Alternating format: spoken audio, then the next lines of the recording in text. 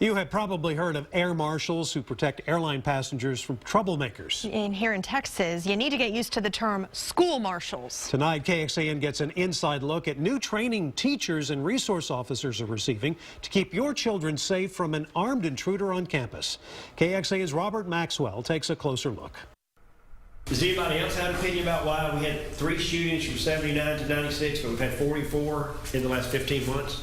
Just outside San Marcos, these trainers are rethinking the unthinkable in Texas schools. Time out. About 20 people Monday began work at the Advanced Law Enforcement Rapid Response Training Center, or ALERT for short. They're learning to help protect kids in active shooting scenarios. It's kind of an insurance policy. You hope that you never need it, and you pray that you don't. John Kernett says schools are vulnerable because in Texas, the buildings are large gun-free zones. And we're just devastated.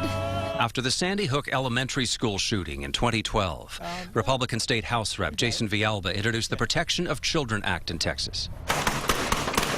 It allows school employees to become on-campus marshals and carry weapons. How to be able to protect our children in the moment of crisis when someone breaches that front door. And keep a safe community. I mean, because I live in it and I have family in it.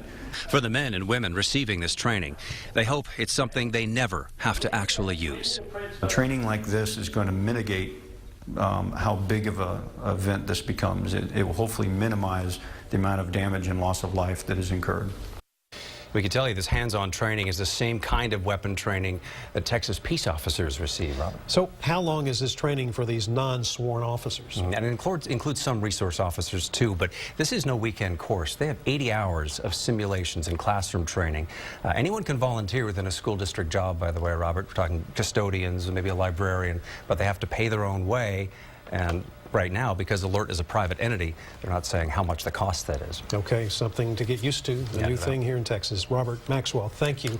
Well, digging deeper, the shooting at Sandy Hook Elementary School back in 2012 spurred other legislative changes across the country. Some states put in place gun restrictions.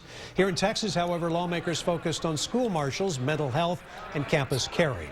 The Texas legislature approved $48 million to help people with mental illness get care.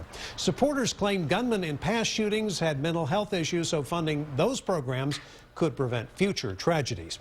The plan to get more marshals in school was optional for districts. We checked with several other school systems near us today. Most, including Austin ISD and Round Rock ISD, say they will not opt for school marshals because they have other security options.